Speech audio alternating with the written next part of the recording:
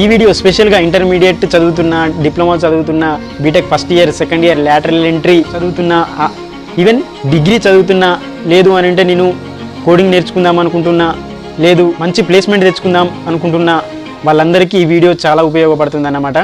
Video నా coding ఎక్స్పీరియన్స్తో start చేస్తా. Let's get into our coding journey.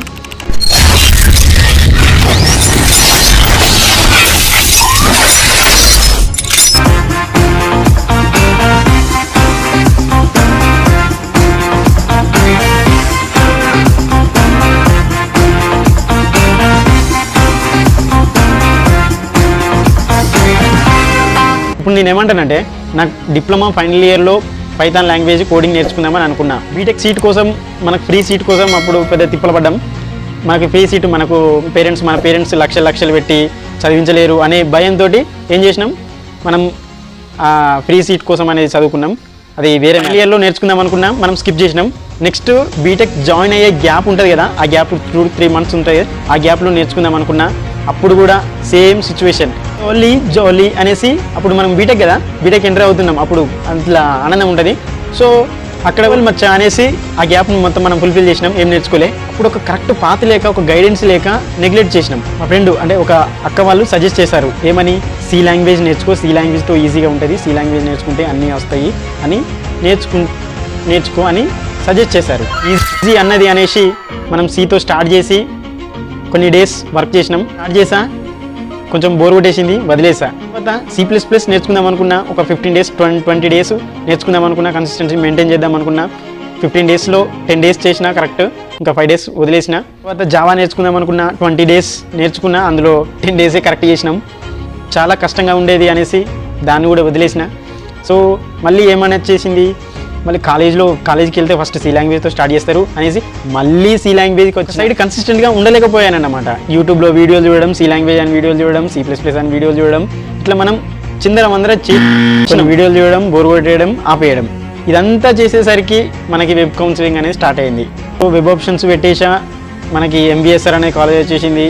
Happy, కొంచెం చెప్పారు, ఏదో కొంచెం నేర్చుకున్నా. తర్వాత ఒక సీనియర్ని కలిసిన. ఆ సీనియర్ ఏమన్నారంటే, నీకు ఏ లాంగ్వేజ్ పర్ఫెక్ట్గా వచ్చురా అని అంటే మన దగ్గర అప్పుడు ఆన్సర్ లేదు. కొంచెం అయిన తర్వాత ఆలోచించుకున్నా, అసలు మనకి ఏ లాంగ్వేజ్, సి వచ్చా, రాదు పర్ఫెక్ట్, C++ కాదు, పైథాన్ వచ్చా, తెలియదు. బ్రో నాకు ద పాయింట్ ఈస్, అసలు ఇవన్నీ కాదు, పాయింట్కి రా. మెసేజ్ ఏంటంటే మీకోసమే, ఏంటంటే మీరు ఏ బ్రాంచ్ అయినా, ఏ కాలేజ్ అయినా కానీ మీకు వచ్చింది, బట్ వచ్చింది కాబట్టి మనం ఏం చేయలేము. కాబట్టి కన్సిస్టెంట్గా ఒకటి మెయింటైన్ చేయండి, కన్సిస్టెన్సీ అనేది మెయింటైన్ చేయండి, కష్టపడండి, మీకు మీ స్కిల్స్ అనేది ఇంప్రూవ్ చేసుకోండి. ఇప్పుడు నేను డిగ్రీ ఫస్ట్ ఇయరే కదా, డిప్లొమా ఫస్ట్ ఇయరే కదా, బీటెక్ ఫస్ట్ ఇయరే కదా, ఇంకా నాకు బోల్డ్ టైం ఉంది.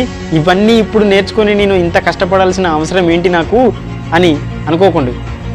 ఎందుకు అని అంటే ఫైనల్ ఇయర్, ఇవన్నీ మనం ఫైనల్ ఇయర్లో చూసుకుందాం. ఇవన్నీ ఇప్పుడు ఈ తలకాయ నొప్పి అంతా నాకు ఎందుకు ఇప్పుడు అని అనుకున్నామంటే స్మాష్ బుక్ అవుతాం అన్నమాట లాస్ట్కి. అయితే నువ్వు అనుకున్నామంటే ఇండియాలో అన్ఎంప్లాయ్మెంట్ ఎలా ఉందో మీకు తెలుసు, అందులో మీరు కూడా జాయిన్ అయిపోయినట్టే. ఇక అంటే ఆ 20-25K తోటో మీరు సెటిల్ అవుదాం అనుకుంటే మాత్రం కష్టం అయిపోతుంది. అట్లా సెటిల్ అయిపోదాం అనుకుంటే కష్టం అయిపోతుంది. నేను చేసిన మిస్టేక్స్ అనేటివి మీరు చేయకండి, మరీ చెప్తున్నా, నేను చేసిన మిస్టేక్స్ అనేటివి మీరు చేయకండి. ఎందుకంటే నేను 2 years నేర్చుకుందాం అనుకున్నా, 2 years గాన్. అందరూ కష్టపడుతున్నారు కదా, మరి అందరికీ హై పెయిడ్ జాబ్స్ ఎందుకు వస్తలేవు అనే డౌట్ నీకు వచ్చిందా? అందరూ కష్టపడుతున్నారు, బట్ స్మార్ట్గా కష్టపడే వారికి మాత్రమే జాబ్స్. ఎందుకు స్మార్ట్గా ఏంటి అనే డౌట్లు ఉంటాయి. దానికి చాలా రీజన్స్ అనేటివి ఉన్నాయి. One of the main reason ఏంటి అంటే, మనకి కాలేజీలో చెప్పేది ఒకటి, బయట కంపెనీస్కి కావాల్సింది ఇంకొకటి. మరి ఎట్లా వస్తాయి జాబ్స్? రావు కదా. సో మనం ఒక స్కిల్ అనేది డెవలప్ చేసుకోవాలి. కాలేజ్ టైమింగ్లోనే, కాలేజ్ ఉన్నప్పుడే మనం ఒక స్కిల్ని డెవలప్ చేసుకోవాలి. మనకంటూ ఒక స్కిల్ అనేది ఉండాలి. ఏదో ఒక ప్యాషన్ అనేది ఉంటుంది. ఆ ప్యాషన్లో ఒక స్కిల్ని, మీకంటూ ఒక స్కిల్ అనేది డెవలప్ చేసుకోండి. ఆ స్కిల్కే స్టిక్ అయిపోండి. మళ్ళీ ఇది చేసి అది చేసి అట్లా జంబ్లింగ్ కాకండి. ఏదో ఒక స్కిల్ మీద మీరు పర్ఫెక్ట్ అవ్వండి. నేను చెప్పేది ఏంటంటే, మీరు నేర్చుకునేది ఏదో స్కిల్ పర్ఫెక్ట్గా నేర్చుకోండి. సగం చేసి మళ్ళీ వదిలిపోయి, సగం చేసి మళ్ళీ స్కిప్ చేసి అట్లా చేయకండి. కన్సిస్టెన్సీ అనేది మెయింటైన్ చేయండి. మీరు ఏం నేర్చుకున్నా కానీ కన్సిస్టెన్సీ అనేది ఖచ్చితంగా మెయింటైన్ చేయాల్సిందే. ఓకే, మరి బాయ్.